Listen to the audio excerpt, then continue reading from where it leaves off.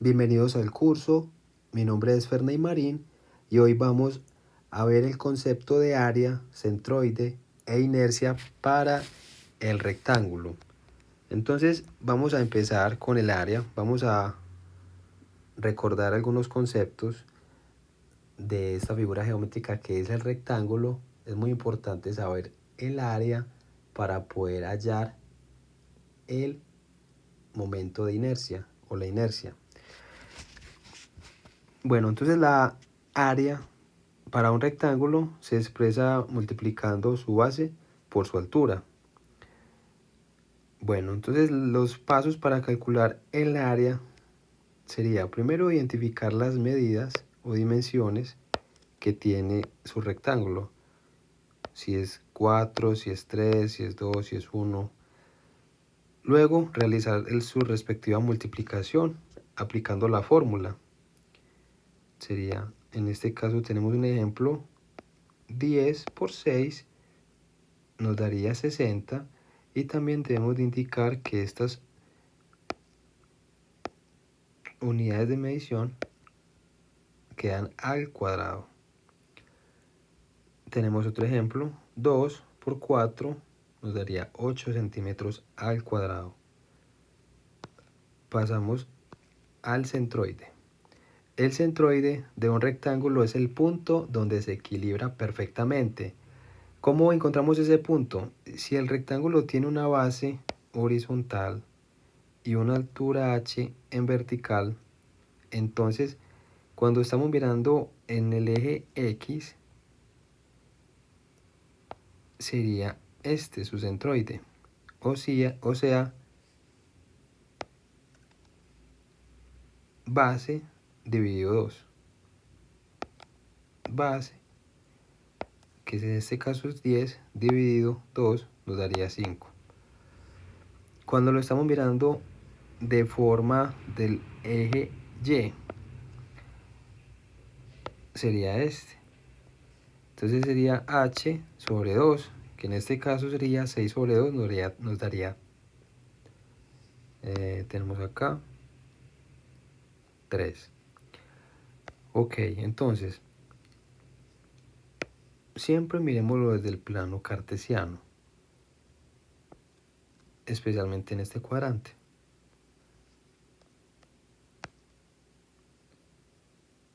Para tenerlo pues muy en cuenta es que en un rectángulo es a la mitad, sea la altura o sea la base, a la mitad se encuentra el centroide.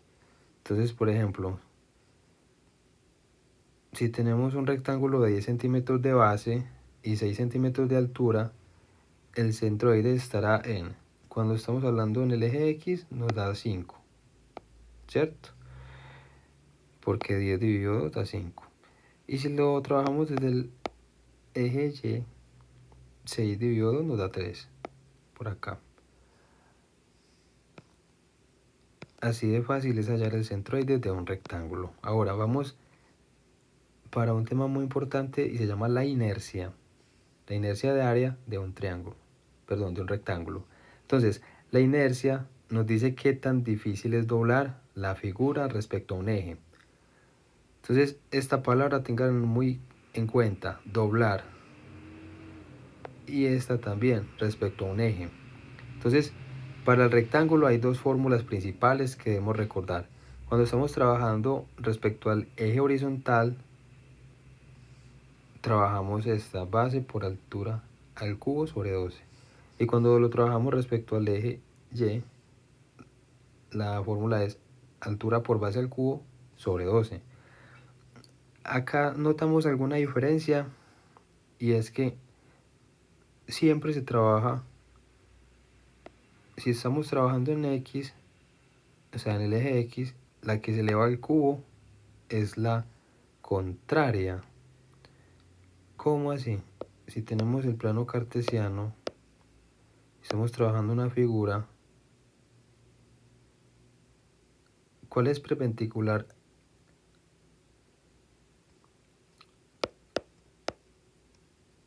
a la carga?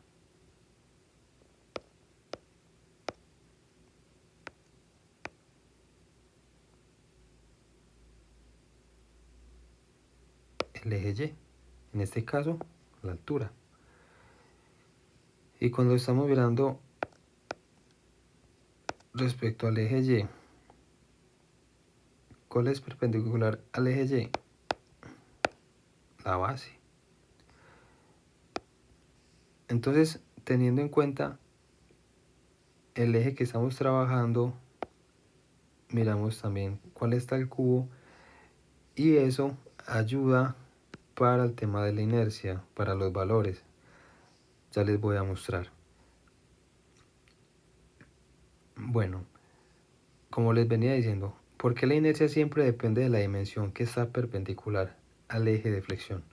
Entonces, si doblamos el rectángulo como si fuera una regla puesta horizontalmente, lo que importa es la altura.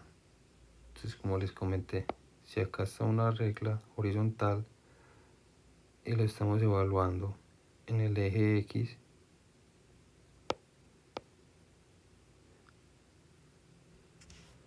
lo que importa es la altura, o sea, la que está acá.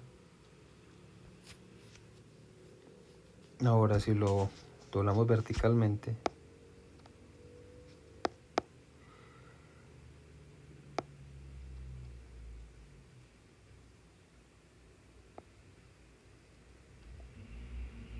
no, discúlpeme, no. Si lo tenemos acá, si lo doblamos el rectángulo como si fuera una regla puesta horizontalmente, lo que importa es la altura. ¿Por qué? Porque la altura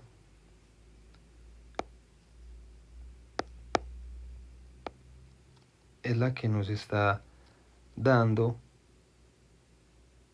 el tema de la inercia. O sea, a mayor altura esté el rectángulo, mayor va a ser la inercia. Recordemos la fórmula. Si estamos trabajando en el eje X como lo estaba haciendo acá, si tenemos una altura mayor, obviamente la inercia va a ser mucho más grande porque está elevada al cubo. A diferencia si la tenemos pequeña, la inercia va a ser mucho más pequeña. Y cuando estamos trabajando la de forma respecto al eje Y,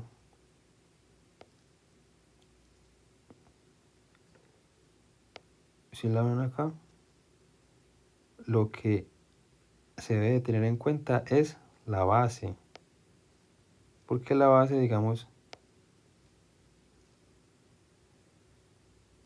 es esta y se comportaría de esta manera. Acá sería la base, y como estamos mirando respecto al eje Y, si ejercemos una fuerza, una carga, a mayor distancia que esté del eje Y, mayor es la inercia. ¿Por qué? Porque la base de este rectángulo está ubicada acá. Y si lo miramos desde el eje Y y está la base del Q, eso quiere decir que la inercia aumenta. A mayor base, mayor la inercia. Un ejemplo sencillo. Supongamos que tenemos un rectángulo de base 10 centímetros y de altura 4 centímetros. Entonces, si realizamos el respectivo cálculo matemático, obtenemos este valor para el eje X.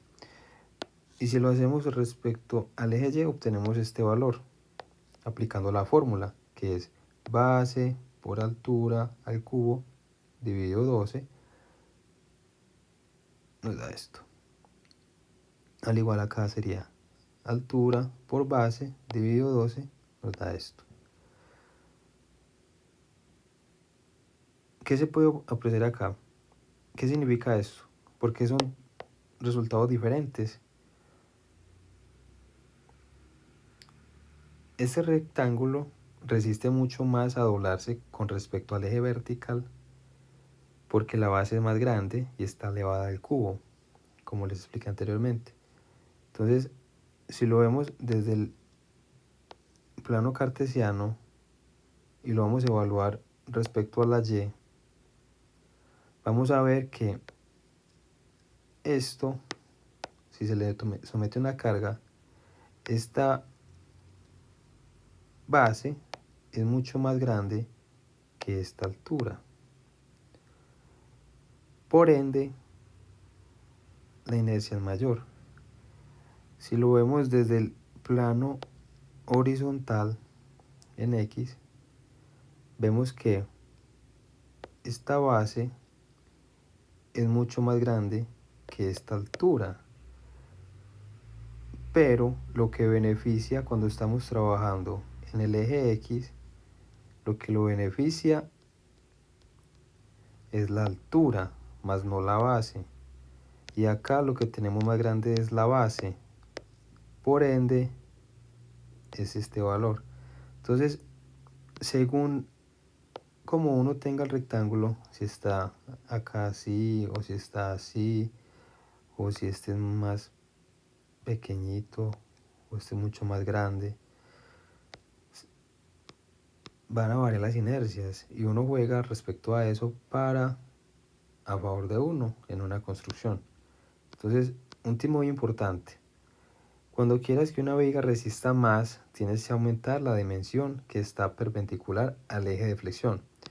Por eso, cuando colocamos una tabla de madera como viga, nunca la ponemos acostada, siempre la colocamos de canto, o sea, vertical, porque de canto la altura es mucho mayor y la inercia aumenta muchísimo. Es como tener la misma cantidad de material, pero usándola de forma más inteligente. Entonces podemos tener varias secciones con el mismo material, la misma cantidad de dinero, pero si no la ubicamos de una manera estratégica, estamos desperdiciando el concepto de inercia. Entonces aprovechemos este concepto, recordemos que respecto a un eje, y recordemos que la que debe estar siempre mayor es la que es perpendicular al eje, para que la inercia sea mucho más grande y nos favorezca. Conclusiones: el centroide del rectángulo está siempre en la mitad de su base y la mitad de su altura. Entonces acá está la mitad de la base y la mitad de la altura.